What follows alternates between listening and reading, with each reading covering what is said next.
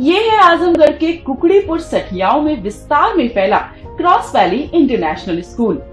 Cross valley Azamgarh में अपनी 5 अलग अलग ब्रांचेस द्वारा स्टूडेंट्स को शिक्षित कर रहा है। Cross valley school CBSE Delhi मान्यता प्राप्त स्कूलों में से एक है। क्रॉस वैली इंटरनेशनल स्कूल में क्लास नर्सरी से लेकर 12th तक के छात्रों को वेल एजुकेटेड टीचर्स द्वारा पढ़ाया जाता है, ताकि यहाँ से शिक्षा प्राप्त कर रहे स्टूडेंट्स के भविष्य के साथ कोई खिलवाड़ न हो। डायल करें 9453724198 या 9450118255। नमस्कार, एबीसी चैनल में आपका स्वागत है। मैं हूं सचिन श्रीवास्तव और आप मेरे साथ देखेंगे आजमगढ़ से जुड़ी खबरें। आइए नजर डाल लेते हैं आज की खास खबरों पर। सरकार ने आपदा मद से राशन वितरण के नियम में परिवर्तन करते हुए गरीब जनता को लाभान्वित करने का एक और प्रयास किया है। जिलाधिकारी नागेंद्र प्रसाद सिंह ने इस बाबत विस्तृत जानकारी देते हुए बताया कि गरीबों को जो राशन पैकेट 12 दिनों के लिए प्रदान किया जा रहा था, वह अब 1 सप्ताह के लिए प्रदान किया जाएगा। 1 सप्ताह के राशन पैकेट में 5 किलो आटा, 5 किलो चावल, 1 किलो दाल, 3 किलो आलू, 1 लीटर तेल, नमक, मसाले और मिर्च रहेंगे। प्रदेश सरकार ने जो आपदा मद से राशन वितरण की व्यवस्था है, उसमें पहले 10 दिनों के लिए दिया जा रहा था। अब उन्होंने नियम में कल परिवर्तन करके 1-1 सप्ताह के लिए वितरण करने के निर्देश दिए हैं। ये मैं इसलिए बताना चाहता हूं कि सभी की जानकारी में रहे कि पहले जो मात्रा जा रही थी वो 10 किलो आटा, 5 किलो चावल, ये लगभग 12 दिनों के लिए जा रही थी। 1 किलो दाल, आलू, तेल। अब उन्होंने वहां से एक स्टैंडर्डाइज कर दिया है, मानकीकृत कर दिया है कि 1 सप्ताह के लिए दिया जाएगा। 5 किलो आटा, 5 किलो चावल, 1 किलो दाल, 3 किलो आलू, 1 लीटर तेल, नमक, मसाले और मिर्च। तो अब पैकेट शासनादेश के अनुसार ही पहुंचेंगे, किसी को भ्रम न हो, इसलिए मैं ये स्पष्ट करना चाहता हूं। जिलाधिकारी श्री सिंह ने उज्ज्वला योजना के बाबत भी उपभोक्ताओं को मार्गदर्शित किया। उज्ज्वला में धनराशि जो उज्ज्वला के लाइसेंस धारक हैं, सिलेंडर धारक हैं, उनको महीने के प्रथम सप्ताह में 10 तारीख तक पहले धनराशि आई। 1,95,000 लोगों की धनराशि खाते में आई है। अभी तक 92,000 लोगों ने बुकिंग कराई है। 75,000 के लगभग लोगों को सिलेंडर चला गया। उज्ज्वला में नियम यह है कि जब तक आप सिलेंडर नहीं ले लेते हैं, डिलीवर नहीं हो जाता है, तब तक अगली बार आपको धनराशि खाते में नहीं आएगी। इसका मतलब है कि उज्ज्वला की धनराशि जो आपके खाते में गई है, उसको ग्राहक सेवा केंद्रों से, बैंक मित्रों के माध्यम से, इंडिया पोस्ट पेमेंट बैंक के माध्यम से, बिना बैंकों पर भीड़ लगाए अपने आधार नंबर के साथ जाकर के अपनी राशि को निकालें, गैस की बुकिंग कराएं और 30 अप्रैल से पहले सिलेंडर डिलीवर करा लें, ताकि मई के प्रथम सप्ताह में फिर आपके खाते में धनराशि आ जाए। जिलाधिकारी श्री सिंह ने बताया कि बैंकों पर उमड़ती भीड़ को देखते हुए उन्होंने पाया कि लोगों में यह भ्रम व्याप्त हो गया है कि जनधन खाते से अगर उन्होंने राशि नहीं निकाली तो अगले महीने पैसा नहीं मिलेगा। उन्होंने बताया कि ऐसी कोई बात नहीं है, इस भ्रम को निकाल दें। जनधन में महिलाओं की भीड़ बैंकों में इसलिए बहुत हो रही है। कल मैं एक बैंक में गया तो पता चला एक महिला 500 रुपए निकालती है जनधन खाते से और थोड़ी देर बाद फिर उसको जमा करने भी आती है। इत्तेफाक से मैं जब उसी से पूछा तो उसने कहा जमा करने हैं। हमने कहा निकाला कब? बोले आज ही। तो उसको ये भ्रम था कि यदि हम खाते से पैसा नहीं निकालेंगे तो पैसा वापस चला जाएगा, यह अगले महीने नहीं मिलेगा। मुझे ये स्पष्ट करना है कि ये भ्रम है, ये अफवाह है। जनधन का जो पैसा है 3 महीने 500-500 रुपए आएगा, आप अपनी आवश्यकता अनुसार उसको निकालेंगे। ये इस महीने न निकालने पर अगले महीने नहीं आएगा, ये आपको स्पष्ट होना चाहिए। एक तरफ तो आजमगढ़ पुलिस लॉकडाउन का कड़ाई से अनुपालन कराने में तेजी दिखा रही है, तो वहीं दूसरी ओर पुलिस की नजर अपराधियों पर भी है। आजमगढ़ पुलिस ने इन दिनों विशेष अभियान चला रखा है, जिसमें महिलाओं का उत्पीड़न करने वाले अपराधियों की खैर नहीं। जी हां, छेड़खानी से लेकर बलात्कार की घटनाओं को अंजाम देने वाले बदमाशों को जिला बदर करने की तैयारी चल रही है। पुलिस अधीक्षक त्रिवेणी सिंह ने बताया कि छेड़खानी, बलात्कार और महिला संबंधी अन्य अपराध में शामिल अपराधियों की लिस्ट तैयार की जा रही है। पिछले 2 साल में कितने ऐसे अपराधी हैं, उन्हें चिन्हित करके उन पर गुंडा एक्ट लगाया जाएगा और इसके बाद 6 महीने के लिए जिला बदर किया जाएगा। देखिए, जिले में ये है कि जो भी छेड़खानी के प्रकरण आ रहे हैं, जितने भी छेड़खानी के केसेस हैं या महिला संबंधी अपराध के मुलजिम हैं, हमने ये अभियान चलाया है कि जिस धारा में मुकदमा कायम हुआ है, जिसमें जेल गए हैं, वो तो है ही, उनके खिलाफ गुंडा एक्ट की कार्रवाई की जाएगी और उनको जिला से हम बाहर करने की कोशिश करेंगे। अभी मैंने सभी को निर्देशित कर दिया है कि हर केस में उनके खिलाफ गुंडा एक्ट की कार्रवाई की जाएगी और हम पूरी कोशिश करेंगे उनको 6 महीने के लिए जिले से बाहर करें। तो सर, ऐसे कितने मामले होंगे और कब कितना पुराना रिकॉर्ड दिखाया जा रहा है? देखिए, ये पिछले 2 साल का भी मैंने रिकॉर्ड दिखवाया है, उसकी मैंने समीक्षा की है और उसमें हमने पाया है कि कुछ ऐसे भी हैं जो एक बार छेड़खानी में जेल जाने के बाद निकलने के बाद पुनः उन्होंने किया, बलात्कार की घटनाओं में लिप्त रहे हैं, पुनः उन्होंने बलात्कार किया है। इसलिए हमने ये डिसाइड किया कि ऐसे मुलजिम जिन्होंने छेड़खानी की है या बलात्कार या 354 के अपराध में जेल गए हैं, उनके खिलाफ गुंडा एक्ट की कार्रवाई करें और उनको हम जिला से बाहर करें। महामारी के बीच शासन व सरकार के प्राथमिकता वाले राशन वितरण कार्यक्रम में अब राशन वितरण अधिकारी के रूप में शिक्षकों की ड्यूटी लगाई जाएगी। जिलाधिकारी नागेंद्र प्रसाद सिंह ने बताया कि ड्यूटी से पूर्व नागरिक आपूर्ति नियमों से शिक्षकों को प्रशिक्षित किया जाएगा। ग्रामीण अर्थव्यवस्था को दृष्टिगत रखते हुए बहुत सारी योजनाएं ग्राम स्तर पर मनरेगा या जल संसाधनों या हैंडपंपों की मरम्मत का काम शुरू हुआ है, जिसमें ग्राम पंचायत के सेक्रेटरीज की बहुत अहम भूमिका है। उनको राशन वितरण में लगाने पर उनका महीने में 20-25 दिन समय सुबह से शाम तक इसी में चला जा रहा था। वो काम भी जरूरी है अब, चूंकि प्रारंभ हो गया 20 अप्रैल से। इसलिए राशन वितरण किसी सक्षम अधिकारी के उपस्थिति में ही हो, इसलिए हमने शिक्षकों को लगाने के लिए बीएसए साहब से निर्देश बीएसए साहब को दिया है।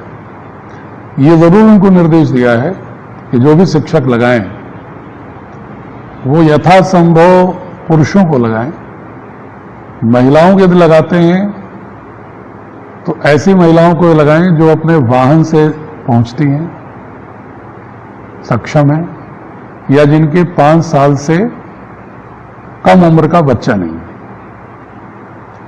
और उन शिक्षकों को पहले नागरिक आपूर्ति के नियमों के विषय में 24, 25, 26 में प्रशिक्षित कर दिया जाए। एबीएसएस को हमने प्रशिक्षित कर दिया है, एबीएसएस सप्लाई इंस्पेक्टर को प्रशिक्षित कर देंगे और वो मई में जो वितरण होगा उसके राशन वितरण अधिकारी के रूप में इस आपदा में उनको लगाया गया है। मुझे उम्मीद है कि शिक्षक तन्मयता के साथ आम आदमी तक पारदर्शी ढंग से राशन पहुंच जाए।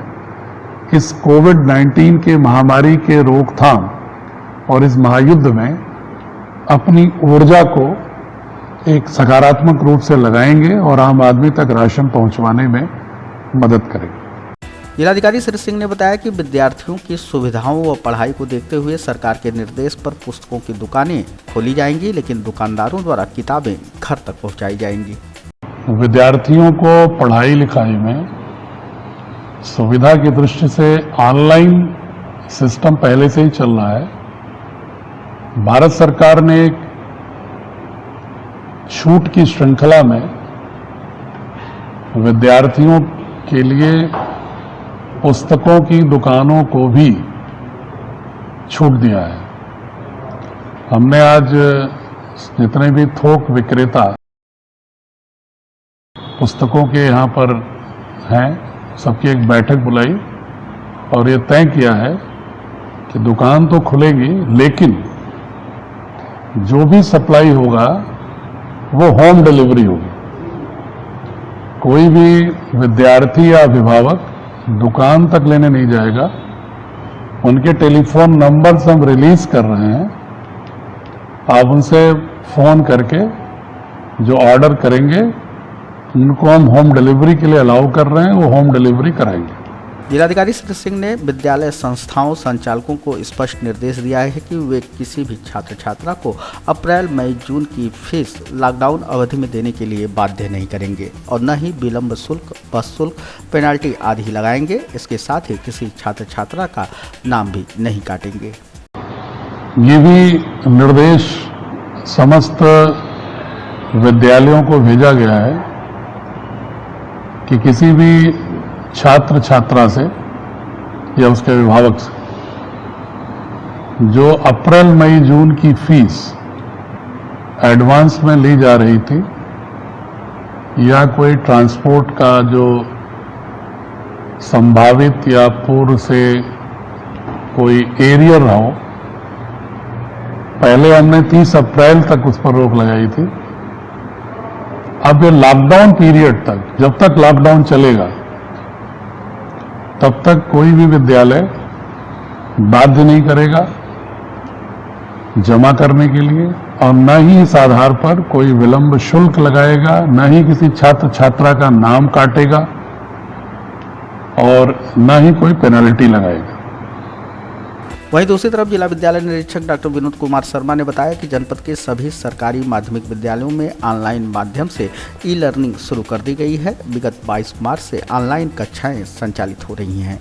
ऑनलाइन पढ़ाई हो रही है और ऑनलाइन या उसको ई लर्निंग कहा जा रहा है, वर्चुअल लर्निंग कहा जा रहा है। हमारे जनपद में माध्यमिक शिक्षा के अंतर्गत 764 स्कूल हैं, जिसमें आपके 23 आपके गवर्नमेंट कॉलेज हैं, 97 आपके एडेड स्कूल हैं और करीब 644 आपके अनएडेड स्कूल हैं।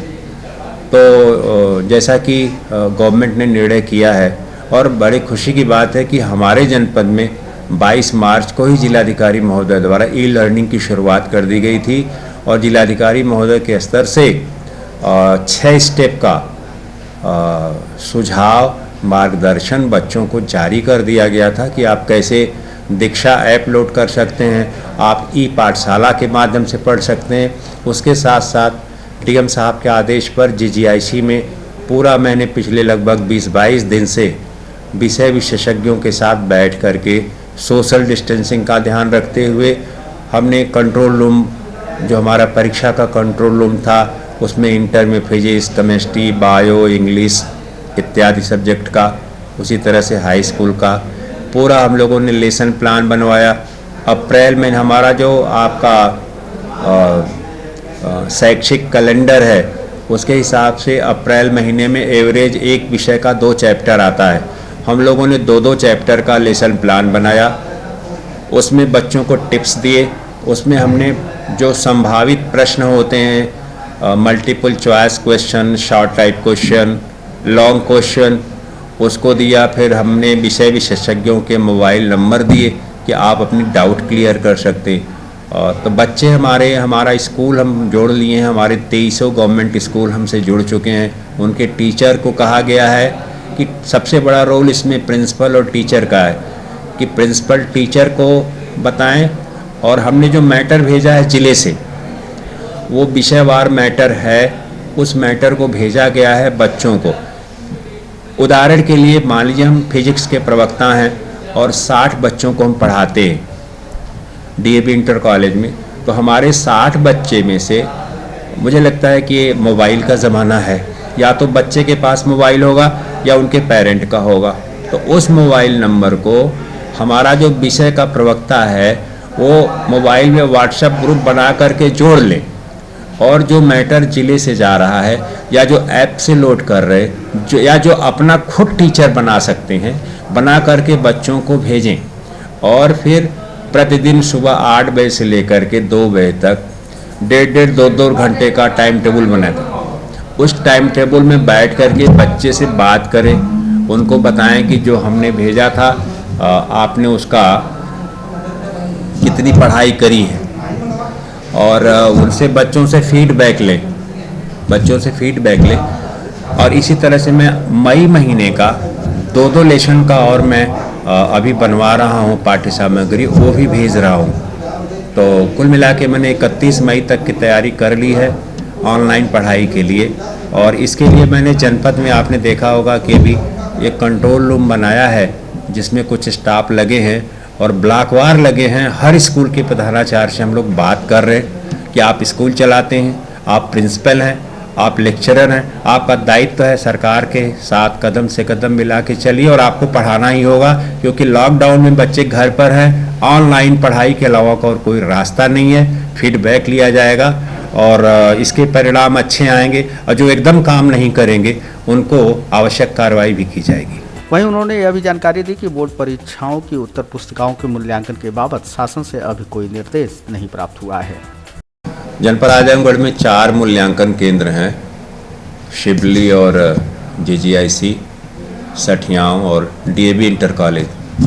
मूल्यांकन कार्य शुरू हुआ था और कोरोना वायरस के कारण मूल्यांकन कार्य स्थगित कर दिया गया और अभी ऐसा कोई निर्देश नहीं आया है कि मूल्यांकन कार्य कब शुरू होगा। जब हमारे उच्चाधिकारियों के निर्देश आएंगे तो हम लोग उसका अनुपालन करेंगे। वैश्विक महामारी कोविड-19 से समूचा विश्व जंग लड़ रहा है। महामारी के कारण देश में 3 मई तक लॉकडाउन घोषित है और इस लॉकडाउन का कड़ाई से पालन कराने में महत्वपूर्ण भूमिका निभा रहे हैं पुलिस के जवान। कोरोना वॉरियर्स के रूप में काम कर रहा पुलिस प्रशासन आपदा की इस घड़ी में आर्थिक रूप से भी सरकार की मदद कर रहा है। जी हां, आजमगढ़ पुलिस ने 33,41,000 रुपए मुख्यमंत्री राहत कोष में जमा कराया है। पुलिस अधीक्षक त्रिवेणी सिंह ने बताया कि आजमगढ़ पुलिस की सभी विंग, इंटेलिजेंस, फायर और वायरलेस सहित कुल 2,900 पुलिसकर्मियों ने 1 दिन का वेतन मुख्यमंत्री राहत कोष में जमा कराया है। मुख्यमंत्री राहत कोष में हमारे यहाँ के सभी पुलिसकर्मियों ने मिला करके कुल 33,41,000 रुपये कंट्रीब्यूट किया है। तो सर ये मतलब कहाँ से इसका कलेक्शन किया गया है और कितना दिन का वेतन लोगों ने हमारे जितने भी पुलिसकर्मी हैं करीब 2900 के आसपास हैं, सभी पुलिसकर्मी और हमारे पुलिस में जितने भी विंग्स हैं, चाहे इंटेलिजेंस हो, फायर हो, वायरलेस हो। प्रसिद्ध अभिनेत्री शबाना आजमी की आजमगढ़ के फूलपुर में सामाजिक संस्था मिजवा वेलफेयर सोसाइटी द्वारा कोविड-19 में दैनिक मजदूरी करने वाले लेबरों को खास सामग्री, साबुन एवं स्वच्छता किट का वितरण किया जा रहा है, जिसमें चावल, दाल, सोयाबीन, साबुन एवं मास्क का वितरण 11 गाँव में सोशल डिस्टेंसिंग का पालन करते हुए कराया गया। संस्था की अध्यक्ष शबाना आजमी के अनुसार अभी तक मिजवा वेलफेयर सोसाइटी 3,164 लोगों तक पहुंची है, जिसमें 3,135 किलो अनाज, 3,272 पीस साबुन एवं लगभग 10,000 मास्क का वितरण किया जा चुका है। उन्होंने लोगों से अपील किया कि लॉकडाउन में घरों में रहें, जरूरतमंदों तक मदद पहुंचाई जाएगी। आज सिर्फ हमारे देश में नहीं बल्कि पूरी दुनिया में कोरोना वायरस ने एक हलचल मचा दी है और हम सब के सब कोविड-19 की गिरफ्त में आ गए हैं। तो एक बात तो साफ समझ में आती है कि हम सब लोग एक दूसरे पे निर्भर हैं, इंटरडिपेंडेंट हैं। न क्लास देखता है, न जेंडर देखता है, वो सब। तो हम लोगों को अपना फर्ज निभाना है उन लोगों की तरफ जो हमारे इतने फॉर्चुनेट नहीं है। मुझे इस बात की बहुत खुशी है कि मिजवा वेलफेयर सोसाइटी, जिसकी मैं प्रेसिडेंट हूँ, 2 अप्रैल से लगातार फूलपुर तहसील में आजमगढ़ के अलग अलग गांवों में पहुंचा रहा है रिलीफ मटेरियल, जिसमें राशन है, जिसमें साबुन है, जिसमें तेल है। और सबसे अहम कि 2 अप्रैल से लेकर आज तक 10,000 मास्क डिस्ट्रीब्यूट किए हैं इन गांवों में। सिकरौर, सजरपुर, झकाहा, सुधनीपुर, गडेरिया का पूरा, मिजवा, बख्शपुर, इक्कोहिया, अनजान शहीद, दरिद्धा और सिंगरपुर। ये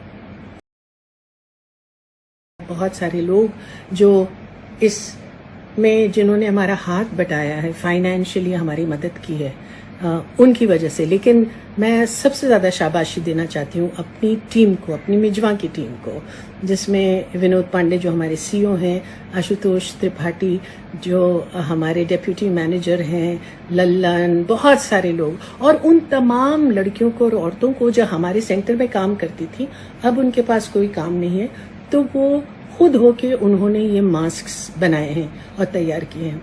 तो मुझे इस बात की खुशी है कि मिजवा इतना छोटा सा गांव है, लेकिन उनके तमाम लोगों में ये कोशिश उन लोगों ने की है कि हम दूसरों की मदद कैसे कर सकते हैं। साथ में ये भी बताना चाहती हूँ कि अभी ये सफ़र बहुत लंबा है, अभी ये जल्दी ख़त्म होने वाला नहीं है, तो इसलिए अपनी सेहत का भी ख्याल रखिए और तैयार रहिए कि ये एक लंबी लड़ाई है। आजमगढ़ शहर के विभिन्न मोहल्लों में बुधवार को द सारथी फाउंडेशन ने 200 परिवारों के बीच खाद्यान्न सामग्री का वितरण किया।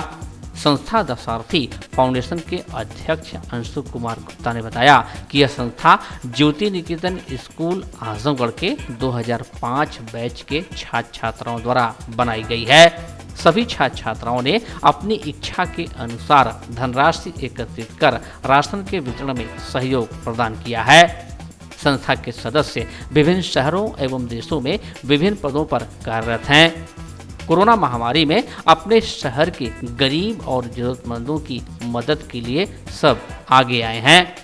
लॉकडाउन और सोशल डिस्टेंसिंग का पालन करते हुए प्रतीक अग्रवाल, रितेश गुप्ता, निखिल बर्नवाल, डॉक्टर आतोष त्रिपाठी, अमित सिंह, मोहम्मद तारिक एवं फयाज ने राशन वितरण में महत्वपूर्ण भूमिका निभाई। हम लोग का फाउंडेशन है द सारथी फाउंडेशन करके। हम लोग कोविड-19 में जो लोग भूखे हैं, नीडी हैं, उनकी हेल्प के लिए हम लोग राशन वितरण कर रहे हैं। हमारा जेएनएस का ग्रुप है 2005 का, जिन्होंने ये फाउंडेशन इस्टेब्लिश किया हुआ है, उसके अंतर्गत हम लोग राशन वितरित कर रहे हैं। सूखा राशन अभी हम लोग दे रहे हैं। अभी हम लोग करीब 200 फैमिलीज़ को शॉर्टलिस्ट किए हैं पूरे शहर भर में, सदर में, और उन्हीं को अभी राशन वितरित किया जा रहा है। बाकी फर्दर जितने भी ज़रूरतमंद होंगे, जिसका भी हमारे पास कांटेक्ट आएगा, उन सबको हम लोग धीरे धीरे करके इस लॉकडाउन तक वितरित करते रहेंगे। जनपद के लिए राहत भरी खबर यह है कि 18 अप्रैल को जांच के लिए भेजे गए सभी सैंपल्स की रिपोर्ट निगेटिव आई है। इसमें 13 सैंपल चक सिकटी गांव के भी थे। जिलाधिकारी नागेंद्र प्रसाद सिंह ने इस बाबत जानकारी दी। जनपद में जो सैंपल भेजे गए थे 18 तारीख के, उनके परिणाम आए हैं, जिसमें सभी नेगेटिव हैं। उस 33 में से 13 सैंपल मुबारकपुर चक सिकटी के भी थे, वो भी नेगेटिव है। जिलाधिकारी श्री सिंह ने बताया कि कलंदरपुर में हुई मौत को लेकर ग्रामीणों की आशंका पर सभी परिजनों को क्वारंटाइन कर उनके सैंपल भेजे जा रहे हैं। चिकित्सकों ने मुझे बताया कि वो एक रूटीन मौत है। स्थानीय डॉक्टरों को जो भेजा गया था परिजनों से वार्ता के आधार पर, लेकिन चूंकि आसपास के लोगों को आशंका थी, इसलिए मैंने उनके परिवार के सभी लोगों को क्वारंटाइन करा करके उनके सबके सैंपल कल भिजवा दिए। जिलाधिकारी श्री सिंह ने बताया कि नगर क्षेत्र का सर्वे कार्य बुधवार को पूर्ण हो जाएगा। नगर से सटे क्षेत्रों का गुरुवार को सर्वे पूरा करा लिया जाएगा। अभी तक कल तक 16,054 परिवारों का 1,02,302 सदस्यों का डोर टू डोर सर्वे हो चुका है, जिसमें एक माह के अंदर विदेश से आए हुए 27 लोग और अन्य क्षेत्रों से आए हुए 96 लोग मिले हैं। बुखार, खांसी, श्वास से पीड़ित लोग, ये सर्वे आज पूर्ण होने की संभावना है। नगर पालिका से सटे हुए 1-2 गांव ऐसे हैं जो नगर पालिका में नहीं है, लेकिन वो व्यवहारिक रूप से नगर पालिका के हिस्से हैं। उसमें से कोल बाज बहादुर, कोल पांडे का तो हो गया था, लेकिन 1-2 गांव और हैं, उनका भी सर्वे हमने आदेश किया है कि नगर पालिका की यही टीम जो बचे हुए 1-2 गांव हैं सटे हुए नगर पालिका के, उसका भी कल कर दें।